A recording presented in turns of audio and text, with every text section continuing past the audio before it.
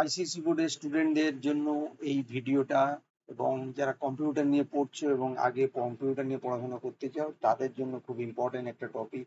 এবং চ্যাপ্টার 1 এই programming language সম্পর্কে আজ আলোচনা করব। প্রথমে আসছি প্রোগ্রামিং ল্যাঙ্গুয়েজ কি।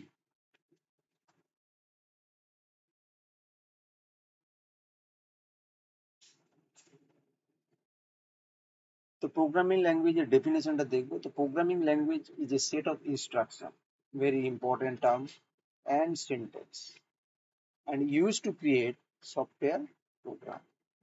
তো এই তিনটে পয়েন্ট খুবই ইম্পর্টেন্ট এই ডেফিনেশনটার জন্য। প্রথমে বলবো সেট অফ ইনস্ট্রাকশন। তো একটা কার্য সম্পাদন করতে গেলে কিছু ইনস্ট্রাকশন দরকার। সেই নাম্বার অফ ইনস্ট্রাকশন একটা ইনস্ট্রাকশনে হয় না, নাম্বার অফ ইনস্ট্রাকশন এখানে দরকার, সেটাই বলছে set of instruction. And syntax, syntax is like, suppose আপনি বাংলায় কথা বলেন বা ইংরেজিতে কথা বলেন, তো যে ভাষায় আপনি কথা বলছেন তার পার্টিকুলার একটা সেন্টেক্স রয়েছে, একটা রুল রয়েছে, সেই রুল অনুযায়ী আপনি কিন্তু কথা বলেন, এবং সেই রুল অনুযায়ী যে সিনটেক্সটা ইনস্ট্রাকশনটা দেবেন তারই set use to create software program. এবং সফটওয়্যার বানানোর জন্য এই প্রোগ্রামিং ল্যাঙ্গুয়েজটা প্রয়োজন হয়। এই কি ফিচার সম্পর্কে দেখবো। প্রথমে হচ্ছে আমাদের কি ফিচার হচ্ছে ডেটা টাইপ। ডেটা টাইপ কি বলেছে না, type of value that can be store in a program such as number, string and boolean. এটা আমি পরে এই জিনিসগুলো নিয়ে আলোচনা করব, জাস্ট এখানে থিওরিটা একটু দেখে নেওয়া দরকার। তো type of value that can be store in a program, প্রোগ্রামের মধ্যে যে ভ্যালুটা স্টোর থাকে সেটা, যেমন হচ্ছে নাম্বার স্টোর থাকতে পারে, স্ট্রিং স্টোর থাকতে পারে। এখানে একটা পয়েন্ট হচ্ছে বুলিয়ান। বুলিয়ান মানে হচ্ছে আমাদের ট্রু আর ফলস, এটাকে বোঝানোর জন্য বলা হয় বুলিয়ান। মানে কম্পিউটারে অনেক লজিক্যাল অপারেশন যেমন ট্রু এবং ফলস হতে পারে, তো সেটাকে বোঝানোর জন্য আমরা বুলিয়ান ডেটা টাইপ ব্যবহার করি। কিভাবে ব্যবহার করি সেটা আমরা পরে প্র্যাকটিক্যাল করার সময় বলি। এরপরে আসছি ভ্যারিয়েবল। ভ্যারিয়েবল হচ্ছে name, memory, location that can store the value. Variable মানেই হচ্ছে ভ্যালুকে স্টোর করা। এটাও আমরা প্রোগ্রাম করার সময় আমরা দেখবো যে ভ্যারিয়েবলটাকে অ্যাকচুয়ালি কিভাবে আমরা দেখবো। ইন্টারনালি কম্পিউটার মধ্যে যে ভ্যারিয়েবল আমরা ডিক্লেয়ার করি প্রোগ্রামে, সেটা কিভাবে কাজ করে, ইন্টারনালি কিভাবে সেটাকে ব্যবহার করা হয়, সেটা আমরা পরবর্তীকালে দেখব। যেমন হচ্ছে operator symbol use to perform operation and value such as addition, subtraction and comparison. এই অ্যাডিশন, সাবট্রাকশন, কম্পারিজনের জন্য আমাদের কিছু ভ্যারিয়েবলের প্রয়োজন আছে। যেমন এ বি সি নেওয়া হয়, একটা একটা অ্যালফাবেট ব্যবহার করা হয়। এটা কেন ব্যবহার করা হয় সেগুলো আমরা পরে জানব। প্রথমে আমাদের এই টার্মগুলো অবশ্যই জানতে হবে। যেমন হচ্ছে কি ফিচার্স, ডেটা টাইপ গেল, একটা ভ্যারিয়েবল বললাম। এরপরে যেটা আছে control structure, statement use to control the flow of a program. প্রোগ্রামের মধ্যে আমরা যখন নর্মালি কোনো কথা বলার সময় কোনো ইনস্ট্রাকশন দিই, সেখানেও কিন্তু এই কন্ট্রোল অফ ফ্লোটা কাজ করে। যেমন ইফ এলস স্টেটমেন্ট।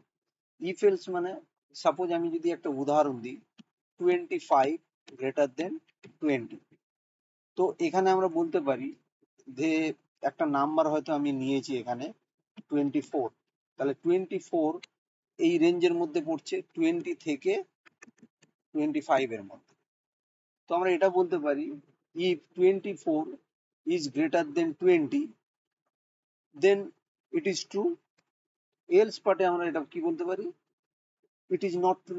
তো এই যে স্টেটমেন্টটা আমি মুখে বললাম, সেটা কিন্তু প্রোগ্রামিং এ আমরা কিছু সিনটেক্স রয়েছে সেখানে, সেই সিনটেক্স গুলো ব্যবহার করি। আরেকটা রয়েছে লুপস। একটা বললাম ইফ এলস স্টেটমেন্ট ব্যবহার করি, কেননা আমরা ট্রু ফলস যে ব্যাপারটা আমরা একটু আগে বুলিয়ান এতে দেখছিলাম, সেরকমই কিছুটা। এবার হচ্ছে লুপস। লুপস মানে রিপিটেটিভ স্টেটমেন্ট। ধরুন একসাথে আমি 1 থেকে 10 পর্যন্ত, 1 থেকে 100 পর্যন্ত নাম্বারকে ডিসপ্লে করতে যাই, তো তখন আমরা লুপ ব্যবহার করব। তারপরে আছে আমাদের ফাংশন কল।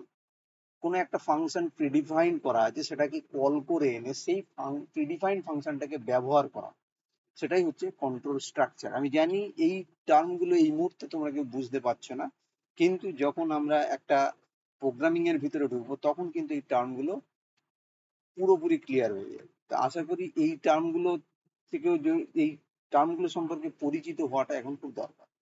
তারপরে আছে libraries and framework, collection of pre written code. মানে আমরা যখন প্রোগ্রামিং করি, কিছু প্রি রিটেন কোড কিন্তু অলরেডি ওই যদি আমরা জাভা ব্যবহার করি, জাভার মেন যে স্টোরেজ, যেখানে লাইব্রেরিজ বা ফ্রেমওয়ার্ক গুলো স্টোর থাকে, সেখানে কিছু প্রি রিটেন কোড আছে, যে কোডগুলো প্রোগ্রামিং এর সময় আমরা লিখবো না, সেই প্রি রিটেন কোডগুলোকে জাস্ট কল করবো। যেমন ফাংশন কল বলা রয়েছে, যেই ফাংশন হিসেবে ওখানে রয়েছে, সেগুলোকে আমরা জাস্ট কল করব এবং ইউজ নেব। Can be use to perform common task and speed up development. মানে বুঝতেই পারছো, কিছু প্রি রিটেন কোড যদি আমি আমার প্রোগ্রামে লিখতে যাই, সময় একটা ব্যাপার থাকে, তো সেইগুলোকে আমরা খুব সহজে কম সময়ের মধ্যে যদি আমরা ডেভেলপ করতে চাই, তাহলে প্রি রিটেন কোডটা ব্যবহার করলেই আমাদের কাজটা সম্পন্ন হবে। তো সেটাই হচ্ছে লাইব্রেরি অ্যান্ড ফ্রেমওয়ার্ক। তারপরে হচ্ছে প্যারা diagram, programming style and philosophy. অবশ্যই প্রত্যেকটা প্রোগ্রামিং এর নিজস্ব একটা স্টাইল থাকে। যেমন আমরা যদি দেখি C plus plus, Java, Python, নিচে অলরেডি দেয়া রয়েছে এগুলো, পাইথন। তো এর প্রত্যেকের কিন্তু একটা নিজস্ব স্টাইল থাকে। যেমন ধরো, সি কে আমরা সাধারণত প্রসিডিউরাল প্রোগ্রামিং ল্যাঙ্গুয়েজ বলি, সি প্লাস প্লাস, জাভা হচ্ছে অবজেক্ট ওরিয়েন্টেড প্রোগ্রামিং, ওকে, ফাংশনাল কিছু প্রোগ্রামিং রয়েছে। তো প্রত্যেকের একটা নিজস্ব ফিলোসফি ব্যবহার হয়, প্রত্যেকের নিজস্ব একটা স্টাইল ব্যবহার করে, সেটাই হচ্ছে প্যারাডাইম। তো পপুলার ল্যাঙ্গুয়েজ এখানে, সেগুলো আমি একটু আগেই বললাম। এরপরে চলে যাবো নেক্সট পার্টে, ওয়াই প্রোগ্রামিং ল্যাঙ্গুয়েজ আমরা ব্যবহার করবো কেন।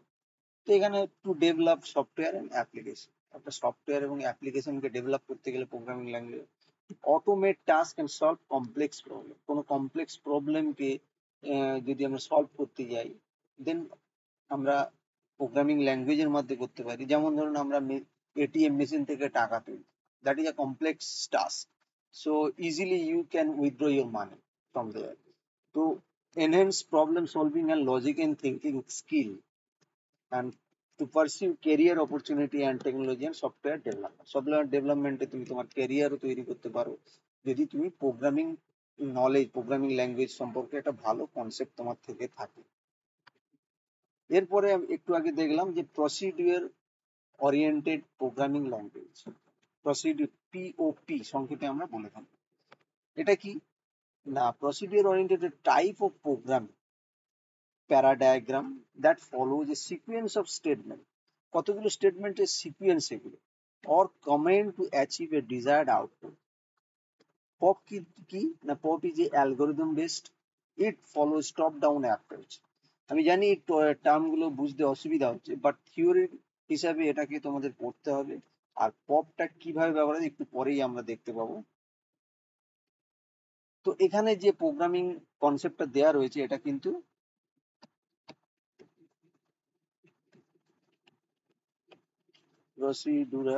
প্রসিডিওর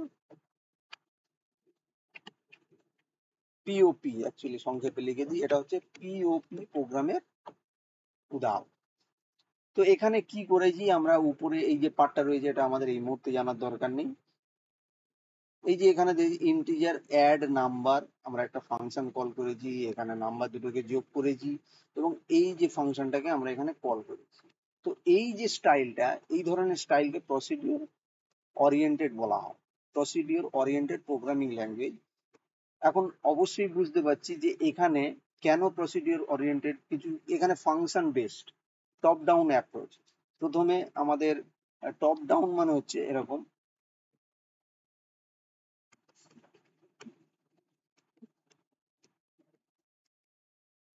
তো এরকম টপ টু ডাউন হিসাবে আমাদের এই প্রোগ্রামিং ল্যাঙ্গুয়েজটা কাজ করে। প্রথমে মেন ফাংশন থাকবে, এখানে মেন ফাংশনটা পরে দেখানো হয়েছে।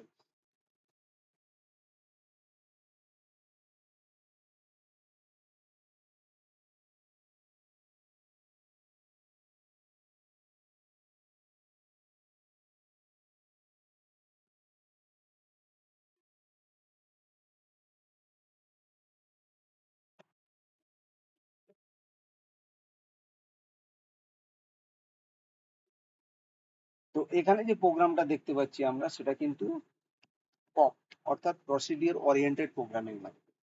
তো এই মুহূর্তে প্রোগ্রামিং সম্পর্কে তোমরা কিছুই বুঝতে পারবে না, শুধু এই উদাহরণটা দেখে রাখবে যে প্রোগ্রামিং স্ট্রাকচারটা প্যাটার্নটা কেমন বা প্রোগ্রামিং এর স্টাইল কেমন, সেই জিনিসটা একটু দেখে রাখতে হবে।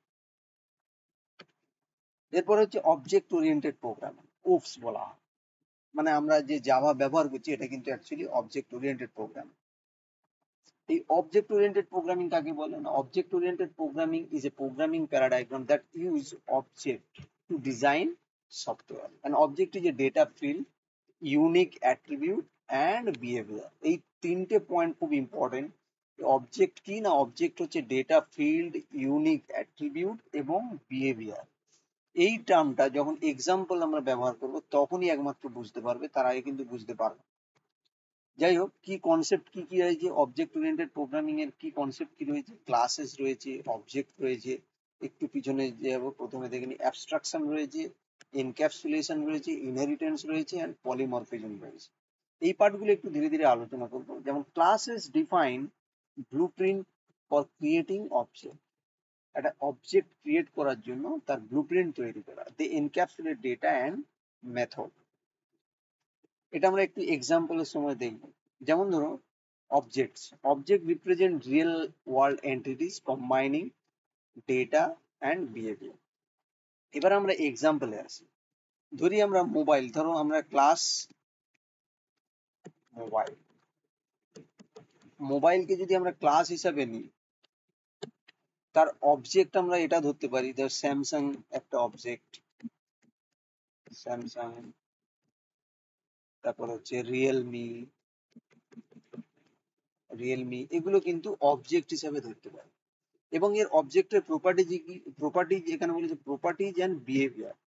প্রপার্টিজ বলতে স্যামসাং এর কালার বলতে পারি আমি, তারপরে আমরা বলতে পারি স্যামসাং এর সাইজ সম্পর্কে বলতে পারি, রিয়েলমির স্ক্রিন সাইজ সম্পর্কে আমরা ডিসকাস করতে পারি যদি আমরা দেখি প্রপার্টি।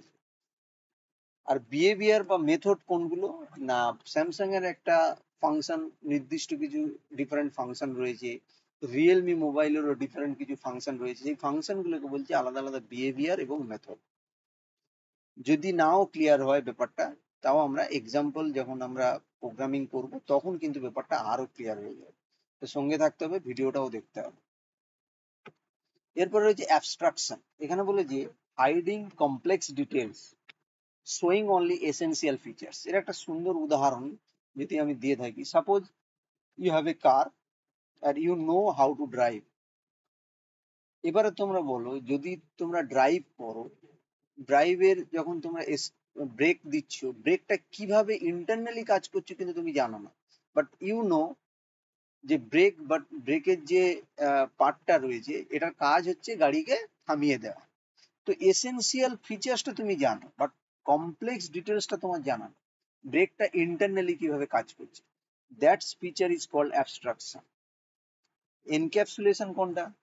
এটার একটা খুব সুন্দর উদাহরণ, যেমন হচ্ছে আমরা ট্যাবলেট ব্যবহার করি, কিছু ক্যাপসুল আছে, কিছু ট্যাবলেট আছে, কিছু ক্যাপসুল আছে, যেমন একটা ট্যাবলেটের যদি আমি ছবি আঁকি এরকম, তো এই ক্যাপসুলের ভিতরে কিন্তু কিছু মেডিসিন থাকে।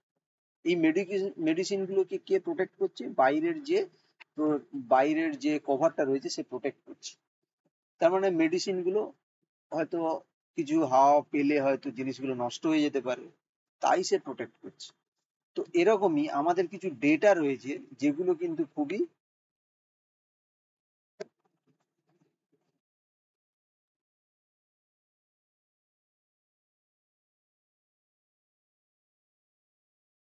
আমাদের কিছু ডেটা রয়েছে যেগুলো খুবই সেনসিটিভ। যেমন হচ্ছে আমাদের ইউজার নেম, পাসওয়ার্ড, এগুলোকে যখন আমরা ব্যবহার করবো, এগুলো কিন্তু সেনসিটিভ, এগুলো কিন্তু একটা একটা প্রোটেকশন, এক্সট্রা প্রোটেকশন দিতে হয়।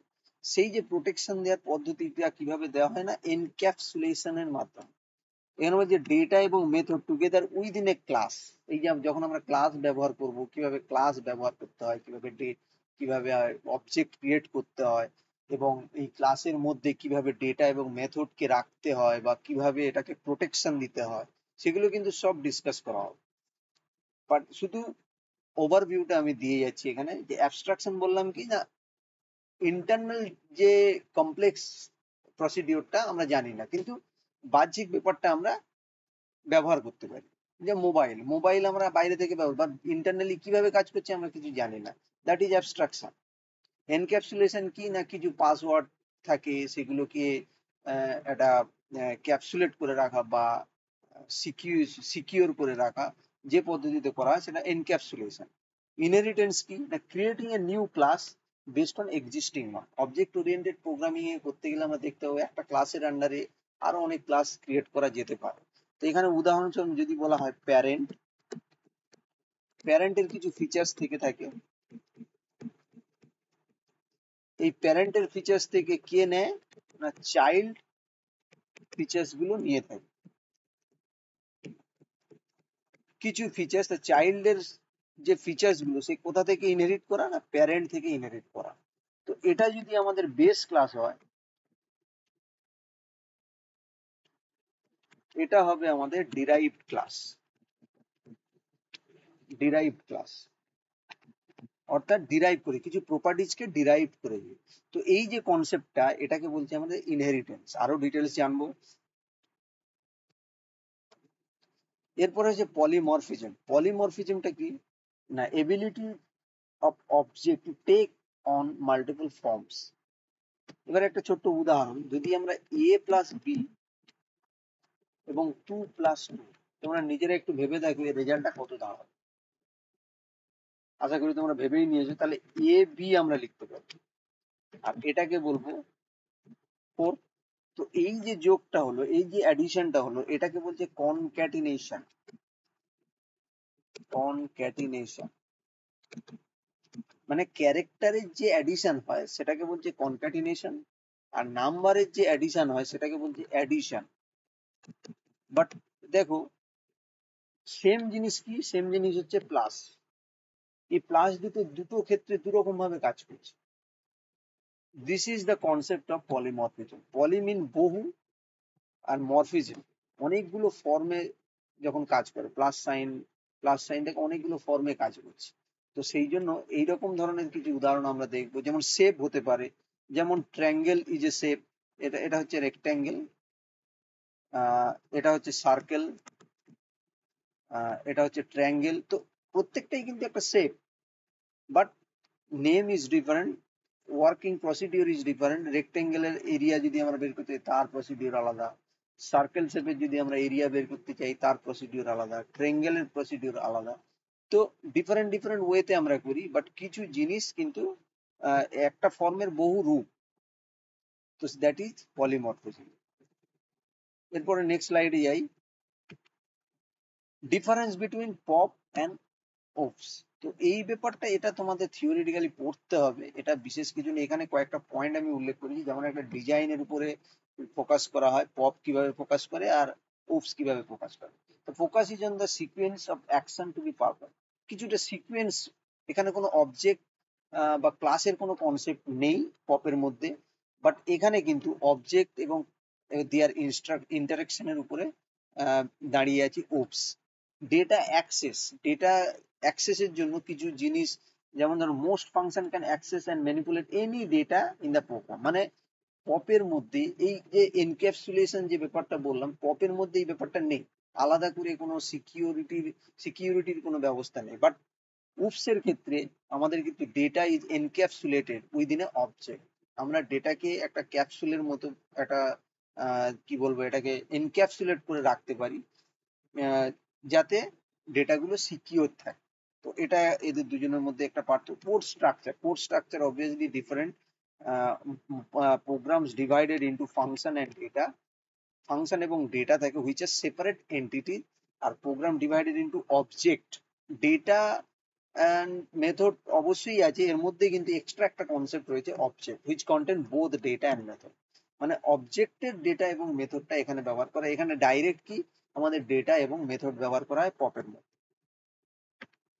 নেক্সট হচ্ছে code reusability. Code reusability limited. পপের মধ্যে কোড রিইউজ করা যায় একটা ফাংশন।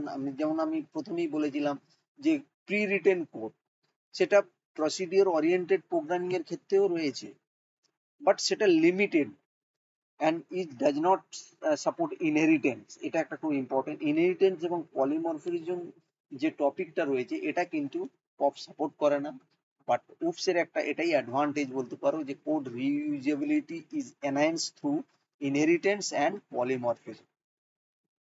এরপর হচ্ছে easy of maintenance. Changes to the program can be challenging and change in the function can affect entire program. তো প্রোগ্রামের যে কিছু পরিবর্তন করার সময় একটা চ্যালেঞ্জিং হয়ে দাঁড়ায়, কেননা এর কিছু কিছু লিমিটেশন রয়েছে তার জন্য। বাট ইন উপস এর ক্ষেত্রে changes are easier to manage as they are typically limited to specific object and alter. তো এই হচ্ছে আমাদের পপ এবং উপস এর যে ডিফারেন্সটা সেটা দেখলাম। এরপরে আমরা উপস এর উপস এর যে এটা রয়েছে সেটা দেখতে পাচ্ছি, বাট এটা দেখলে বুঝতে পারবে না। এর পরবর্তী স্লাইডে যেটা দুটো আলাদা করে দেখানো হয়েছে, দ্যাট ইজ পপ এবং দ্যাট ইজ উপস এর এক্সাম্পল। দেখো এখানে কোনো ক্লাস নেই, কিছু নেই। এখানে কিন্তু এই যে আমরা প্রিরিটেন কোড বলেছিলাম, এই যে এটাকে আমরা এখানেও দেখো প্রিরিটেন কোড একটা রয়েছে, এখানেও একটা প্রিরিটেন কোড রয়েছে। ওকে, এরপরে দেখো এখানে মেন ফাংশন একটা ব্যবহার করা রয়েছে, এখানেও কিন্তু মেন ফাংশন ব্যবহার করা হয়েছে, বাট সিনটেক্স স্টাইলটা একটু আলাদা। ওকে, দেখো অ্যাডিশন যে করছি আমরা, অ্যাডিশনের ক্ষেত্রে কিন্তু সবগুলো একই। এখানে দেখো অ্যাডিশন করা হয়েছে, এখানেও কিন্তু অ্যাডিশন করা রয়েছে, বাট এখানে দেখো প্রিন্ট ব্যবহার করেছি, এখানে সিস্টেম আউট ডট প্রিন্টএলএন ব্যবহার করেছি। তো এইখানেই হচ্ছে আমাদের difference, style is different. But দুটো প্রোগ্রামের কিন্তু পারপাস কি, দুটোরই প্রোগ্রামের পারপাস হচ্ছে দুটো নাম্বারের যোগ। যেমন 10 প্লাস 15, এখানে রেজাল্ট 25 আসবে, এখানে কিন্তু n প্লাস 5 প্লাস 15 এখানে কিন্তু 20 আসবে। আলটিমেটলি দুটো নাম্বারে কিন্তু যোগই করছি, but style is different, paradigm is different. এরপরে হচ্ছে অ্যাপ্লিকেশন অফ উপস, কি কি ক্ষেত্রে উপস ব্যবহার করা। Real time system, real time বলতে যেটা আমাদের ওয়েদার ফোরকাস্টিংও হতে পারে, ওয়েদার ফোরকাস্টিং হতে পারে। Client server system, client server সিস্টেমে কিন্তু আমরা ব্যবহার করে থাকি। ক্লায়েন্ট সার্ভার বলতে আমরা যদি আমরা নিজেরা যখন কোনো ডেস্কটপ ব্যবহার করি আমরা ক্লায়েন্ট, আর যদি আমরা গুগলে কিছু কিছু কোয়ারি করি তাহলে গুগল আমাদের কাছে সার্ভার, আমরা ক্লায়েন্ট। তো এই ধরনের আর্কিটেকচারের জন্য কিন্তু এই ক্লায়েন্ট সার্ভার সিস্টেমেও কিন্তু উপস বিশেষভাবে ব্যবহার হয়। Hyper text and hyper media. Hyper text বলতে এটা বেসিক্যালি ওয়েব পারপাসে আমরা ব্যবহার, ওয়েব ডেভেলপমেন্ট পারপাস। তো এটা এখানে বলা খুব দরকার যে এই যে ওয়েব ডেভেলপমেন্ট পারপাসে যেটা ব্যবহার করছে সেটা একমাত্র উপস ব্যবহার করা যায়, পপ কিন্তু ব্যবহার করা যায় না।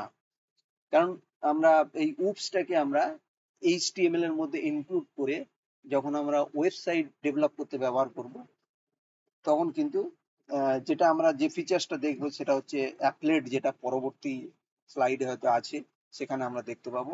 তো এই ফিচার্সটা কিন্তু এই অ্যাপ্লিকেশনে আমরা উপস ব্যবহার করতে পারি।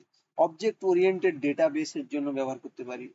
ক্যাড ক্যাম সিআইএম যে সফটওয়্যার গুলো রয়েছে, computer added design, computer added manufacturing, এইগুলো যে সিস্টেম গুলো রয়েছে এগুলো করতেও আমাদের উপস ব্যবহার করা। অফিস অটোমেশন সিস্টেমও ব্যবহার করতে পারি। আজকাল যে এআই এসছে, আর্টিফিশিয়াল ইন্টেলিজেন্স, এক্সপার্ট সিস্টেম তৈরি করতেও কিন্তু উপস এর ব্যবহার। যেমন উপস এর কোন ধরনের প্রোগ্রামিং অ্যাকচুয়ালি এটার ক্ষেত্রে ব্যবহার করে, যেমন পাইথন। তো পাইথনে কি হয়, পাইথনে কিন্তু অবজেক্ট ওরিয়েন্টেড। তো এটা ব্যবহার করে, পাইথন ব্যবহার করে আমরা এআই সিস্টেম বা এক্সপার্ট সিস্টেম ব্যবহার করতে পারি। নিউরাল নেটওয়ার্কস, প্যারালাল প্রোগ্রামিংও তৈরি করতে পারি, অ্যান্ড সিমুলেশন অ্যান্ড মডেলিং করতে পারি। তো আলটিমেটলি আমরা বুঝতেই পারছি উপসের যে অ্যাপ্লিকেশন গুলো বিশাল ভাস্ট। এরপরে আমরা যাব history of Java, very important. 1991 green team initiation হয়। কে কে তৈরি করেছিল, James Gosling, Mike Sheridan and Patrick Naughton initiated Java language project in June 1991. The small team of Sun engineer was known as Green Team. Number 2, embedded system design. প্রথমে বলি embedded সিস্টেমটা কি। Embedded system আমরা যে calculator ব্যবহার করি, কিন্তু এটা কিন্তু এমবেডেড সফটওয়্যার বলা হয়। কেন, কিছু সফটওয়্যার বানিয়ে একটা চিপের আকারে, চিপের মধ্যে লোড করে সেটা সেটা একটা আলাদা ডিভাইস বানিয়ে মার্কেটে মার্কেটে সেটাকে চালানো হচ্ছে। তো তো এটাকে বলছি এমবেডেড সিস্টেম। এরকম ধরনের যেরকম সিস্টেম রয়েছে সেগুলো কিন্তু এমবেডেড। তো embedded system design, initially Java was designed for small embedded system design in electronic appliance, যেমন বললাম আমি ক্যালকুলেটর, এই যেমন এখানে একটা উদাহরণ হচ্ছে সেট টপ বক্স বানাতে। It was called Green Talk by James Gosling, এবং এর একটা ফাইল এক্সটেনশন ছিল ডট জিটি। এই এক্সটেনশন সম্পর্কে অবশ্যই জানো, প্রত্যেক ফাইলের একটা এক্সটেনশন নেম থাকে। তো এই যে গ্রিন টকের যে এক্সটেনশন নেম ছিল ডট জিটি, এটা অনেক সময় কম্পিটিটিভ এক্সামের পরীক্ষায় আসতে পারে। তারপরে রয়েছে from Oak to Java, Java থেকে, আচ্ছা, later it was rename to Oak, green talk থেকে পরে রিনেম করা হলো Oak and develop as a part of green project. The name Oak was inspired by the oak tree, আমেরিকার খুব বিখ্যাত একটা গাছের নাম, সেটা oak tree, symbolizing a strength and choose a national tree of several countries. এরপর বলছে why Java, Java আমরা কেন ব্যবহার করি, দ্য টিম, কেন জাভাতে ব্যবহার না, কেন জাভাতে রূপান্তরিত হলো। The team needed a new name, একটা নামের দরকার ছিল, that reflected essence of technology, revolutionary, dynamic, lively, cool, unique, easy to spell and fun to say, এরকম ধরনের একটা নামের দরকার ছিল, যেটার জন্য রিসার্চ চলছিল। Suggestion included word like dynamic suggest করা হয়েছিল, revolutionary suggest was Silk, Jolt, and DNO. Ultimately, they choose Java, which is an island in Indonesia where the first coffee was produced. The কিভাবে এটা তৈরি হলো, এটা very interesting. তো পরের লাইনে দেখলো Java James Gosling decided on the name while having a cup of tea near his office. যখন সে কফি খাচ্ছিল তখনই কিন্তু সে ডিসাইড করে ফেলেছিল যে এর নামই হচ্ছে জাভা রাখবে। এটা ইন্দোনেশিয়ার একটা আইল্যান্ডের নাম, সেই নাম অনুসারে। এবার হচ্ছে Java official release, Java was officially release by Sun Microsystem 1995. Time magazine even recognized Java as one of the 10 best product 1995. 1995 এ 10টা প্রোডাক্টের মধ্যে একটা গুরুত্বপূর্ণ প্রোডাক্ট হিসেবে চিহ্নিত করেছে। এরপর হচ্ছে জেডিকে, জেডিকে এর full form Java development kit. একটা ডেভেলপ করতে গেলে যত রকম কিটের প্রয়োজন হয় সেগুলো কিন্তু একসাথে বলা হয় জাভা জেডিকে, এটা কিন্তু খুবই দরকার। যেমন হচ্ছে অ্যান্ড বিয়ন্ড, এবং কি তাছাড়া আরো কি কি আছে, JDK 1 released on January 1996. Since then, Java has evolved with many additional features, becoming widely used in Windows application, web application, enterprise solution, and mobile apps, and more. আশা করি এই জিনিস খুব একটা বোঝার মানে বুঝতে অসুবিধা হচ্ছে না। যদি বুঝতে পারো অবশ্যই কমেন্ট সেকশনে জানাবে। এরপরে আসছি যে একটু আগে বললাম যে হাইপার টেক্সট হাইপার মিডিয়া যে ব্যবহার করা হয় অ্যাপ্লিকেশন হিসেবে, সেটার কারণ কি, জাভা অ্যাপ্লিকেশন এবং অ্যাপলেটের মধ্যে পার্থক্যটা দেখবো, তাতেই বুঝতে পারবো। জাভা অ্যাপ্লিকেশন কি না, stand alone program that runs directly on the operating system with the support of Java virtual machine. Very important term, Java virtual machine, এটা আমরা পরবর্তীতে দেখবো। তারপর হচ্ছে execution begins with main method. আমরা প্রোগ্রামে দেখাচ্ছিলাম প্রোগ্রামের যে স্টাইলটা ছিল পাবলিক, স্ট্যাটিক, ভয়েড, মেন। এই যে আমরা এই যে স্টেটমেন্টটা আমরা লিখেছিলাম, তো এখানে মেন মেথড ছিল। এই মেন মেথড কেন ব্যবহার করা হয় এটাও আমরা জানবো, বাট এইখানে আমাদের জানতে হবে জাভা অ্যাপ্লিকেশনে মেন মেথড ব্যবহার করা হয় শুধুমাত্র এক্সিকিউশন বিগিন করার জন্য। Can have a graphical user interface and command line based. Java application আমরা কমান্ড লাইন বেসও করতে পারি বা গ্রাফিক্যাল ইউজার ইন্টারফেসও ব্যবহার করতে পারি। আমরা যেমন এখানে ব্যবহার করব BlueJ, that is graphical user interface, has full access to the local file system and network, require installation on the local computer, can perform operation on the local machine without many restriction.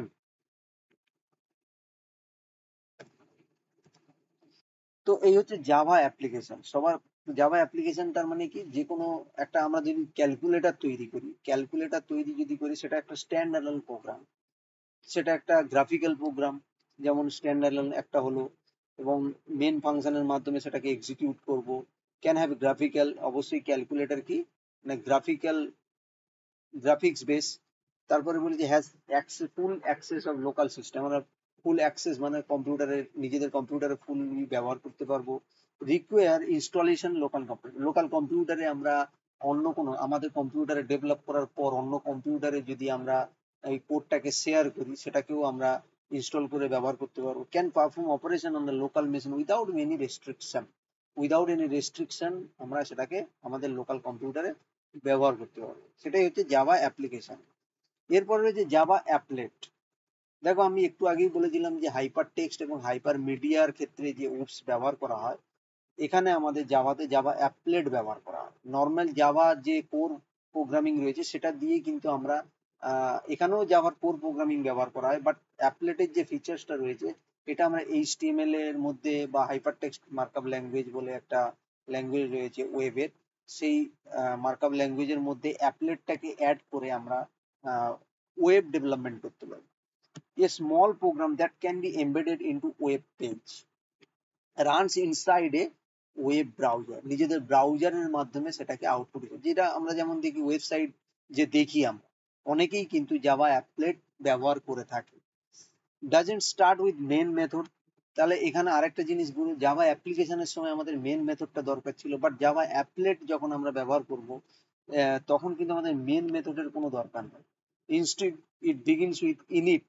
তাহলে Java যদি অ্যাপ্লিকেশনের ক্ষেত্রে দেখি main method ব্যবহার হয়, but Java অ্যাপলেটের ক্ষেত্রে কিন্তু init ব্যবহার, ইনিশিয়ালাইজেশন যেটা ইনিট মেথড ব্যবহার করে। Primarily use to make website more dynamic and interactive, একটা ওয়েবসাইট বানানোর জন্য ব্যবহার করা হয়।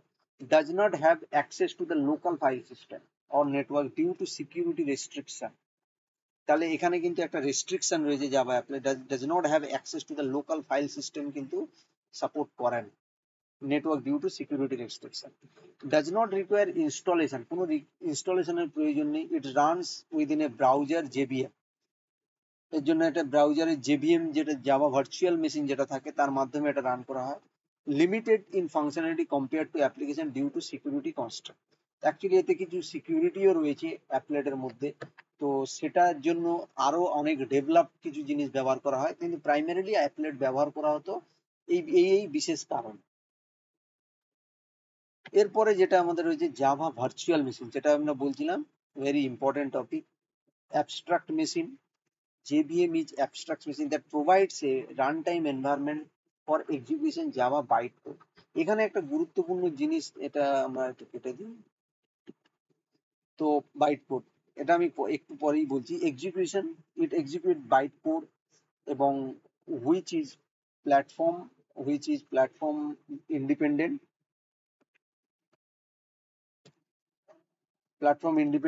allowing Java programs to run on any device with a JVM.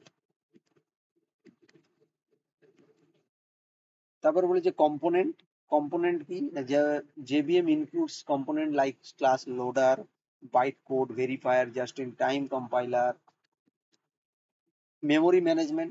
It handles memory allocation for object and garbage collection.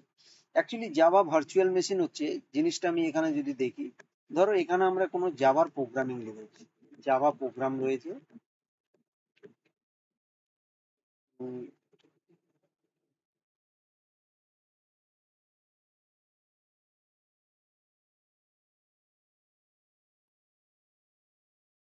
আচ্ছা, তো এখানে জাভার প্রোগ্রাম রয়েছে, এটাকে বলছি আমরা সোর্স কোড। সোর্স কোড এটা মনে রাখবে, জাভার প্রোগ্রামিং এর যে সোর্স কোড তার যে এক্সটেনশন নেম ডট জাভা, ঠিক আছে। এরপরে একটা আমাদের কম্পিউটার কিন্তু এই যে জাভাতে যে প্রোগ্রাম, ইংলিশ লাইক ল্যাঙ্গুয়েজে যে আমরা প্রোগ্রামগুলো লিখি জাভা কিন্তু বুঝতে পারে না। তার জন্য কি, এই জাভা প্রোগ্রামিং যেহেতু বুঝতে পারে না, এই প্রোগ্রামিংটাকে একটা কম্পিউটার আন্ডারস্ট্যান্ডেবল ল্যাঙ্গুয়েজে কনভার্ট করতে হবে। তার জন্য কম্পাইল করা প্রয়োজন, কম্পাইল কম্পাইল করতে হবে। এই কম্পাইলড হওয়ার পরে জাভা যে ফাইলটা তৈরি করে ডট ক্লাস ফাইল, ওকে, এই ক্লাস ফাইল কি করে জেভিএম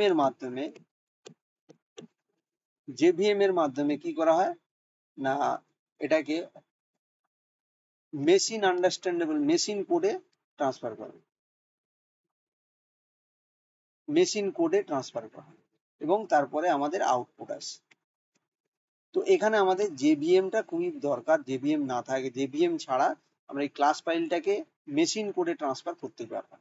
তাহলে প্রথমে সোর্স কোডটাকে কি হলো, কম্পাইল করা হলো, কম্পাইল করে ক্লাস ফাইলে ট্রান্সফার করা হলো। এরপরে জেভিএম এর মাধ্যমে মেশিন কোডে ট্রান্সফার করা হলো।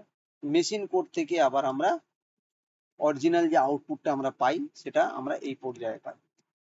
এছাড়াও আরো ডিটেলস আমরা জানবো এটা সম্পর্কে, যখন প্রোগ্রামিং করবো আরো ডিটেলস জানবো। জাস্ট এই জাভা ভার্চুয়াল মেশিনটাকে বোঝানোর জন্য আমি এই ডায়াগ্রামটা এখানে একটু ড্র করেছি। এরপরে যে জাভা ডেভেলপমেন্ট কিট, একটু আগেই আমরা দেখলাম জেডিকে, একটা জাভার কিছু অ্যাপ্লিকেশন যদি আমরা ডেভেলপ করতে চাই, তো সেখানে পার্টিকুলার একটা টপিকের উপর হয়তো হলে চলবে না, সেখানে আরো কিছু জিনিস প্রয়োজন আছে। সেটা যখন একত্রিত করে মার্জ করা হয় সেটা একটা ডেভেলপমেন্ট কিট তৈরি করা হয়। তো এখানে যে abstract machine, JVM is a abstract machine, এটা কিন্তু কোনো মেশিন না, আমরা ফিজিক্যাল কোনো মেশিন না, এটা কিন্তু একটা অ্যাবস্ট্রাক্ট মেশিন যেটা ভার্চুয়ালি ক্রিয়েট হয়। এই জন্যই বলা হয়েছে Java virtual machine that provides a run time environment. Run time এনভায়রনমেন্টের জন্য প্রোভাইড করে এক্সিকিউটিং জাভা বাইট কোড। এই যে একটু আগে বললাম বাইট কোড, ক্লাস ফাইল থেকে আমাদের যে মেশিন কোড বাইট কোডে ট্রান্সফার হচ্ছে, সেটা হচ্ছে জাভা ভার্চুয়াল মেশিন ক্রিয়েট করে। এক্সিকিউশনের জন্য ইট এক্সিকিউট জাভা বাইট কোড, মানে ক্লাস ফাইল থেকে, আমি একটু আগে বললাম ক্লাস ফাইল থেকে যে মেশিন কোড তৈরি হয় সেটা হচ্ছে byte code, which is platform independent, allowing Java program to run any device with JVM। যেখানে জেভিএম আমরা লোড করি, যেখানে জাভা ডেভেলপমেন্ট কিট যদি আমরা লোড করি সেখানে জেভিএম লোড হয়ে যাবে। আর এই জেভিএম যদি লোড হয়ে থাকে তাহলে কিন্তু যে কোনো মেশিন থেকে যে কোনো মেশিনে আমরা এই বাইট কোড নিয়ে গিয়ে আমরা রান করতে পারি। তো এর জন্য এটাকে একটা পার্টিকুলার নাম রয়েছে, সেটা একটু পরে দেখবো। যেটা এবার বলেছে components. JVM includes component like class loader, bytecode verifier, just in time compiler। তারপরে হচ্ছে memory management, it handles memory allocation for object and garbage collection. তো জাভা ডেভেলপমেন্ট কিটের হচ্ছে বেশ কিছু গুরুত্বপূর্ণ কাজ রয়েছে। অ্যাবস্ট্রাক্ট মেশিন তৈরি করা, এক্সিকিউশন করা, কম্পোনেন্ট এর জন্য কম্পোনেন্ট, যেমন ক্লাস লোডার এখানে জাভা ডেভেলপমেন্ট কিটের মধ্যে থাকে, এবং আরো একটা যে মেন ফিচার্স থাকে মেমোরি ম্যানেজমেন্টের জন্য। কিছু যদি গার্বেজ পজিশন তৈরি হয়, সেই গার্বেজ কালেকশন গুলোকে এখানে ম্যানেজ করা হয়। তো ইন সামারি জাভা জেডিকে কি না use to develop Java application which are then compile into bytecode. The JVM is used to run compiled bytecode on any platform, providing এই যে ফিচার্সটা বলছেন write once and run anywhere, মানে আমি একটা কম্পিউটারে প্রোগ্রামিং করলাম, এর বাইট কোড যেটা তৈরি হলো, এই বাইট কোডটাকে কি করলাম, কপি করে অন্য যে কোনো মেশিনে যদি আমরা ট্রান্সফার করি, তাহলে কিন্তু যে প্রোগ্রামিংটা করেছিলাম যার যা উদ্দেশ্য ছিল অন্য কম্পিউটারে কিন্তু সেটা আমরা দেখতে পাবো। তো এই বাইট কোড ব্যবহার করে অবশ্যই তাহলে এখানে কি থাকতে হবে না জেভিএম, এখানেও জেভিএম রয়েছে, এখানেও জেভিএম থাকতে হবে। আর জেভিএম কোথায় থাকে না জেডিকে এর মধ্যে, জেডিকে এর মধ্যে জেভিএমটা থাকে। আর এই জেভিএম এর কাজ কি না ক্লাস ফাইলকে কি বাইট কোডে ট্রান্সফার করবে। আর এই বাইট কোড যদি আমরা কপি করে অন্য কোনো মেশিনে ট্রান্সফার করি যেখানে জেভিএম রয়েছে, ওই প্রোগ্রাম কিন্তু এখানেও রান করবে। এর জন্য এই facility write once and run anywhere, এই টার্মটা এখানে ইউজ করা হয়েছে। তো আশা করি এই টপিকটা সবারই বুঝতে পেরেছো। তো আজকের এই পর্যন্তই, মোটামুটি ফার্স্ট চ্যাপ্টারের যে টপিকগুলো রয়েছে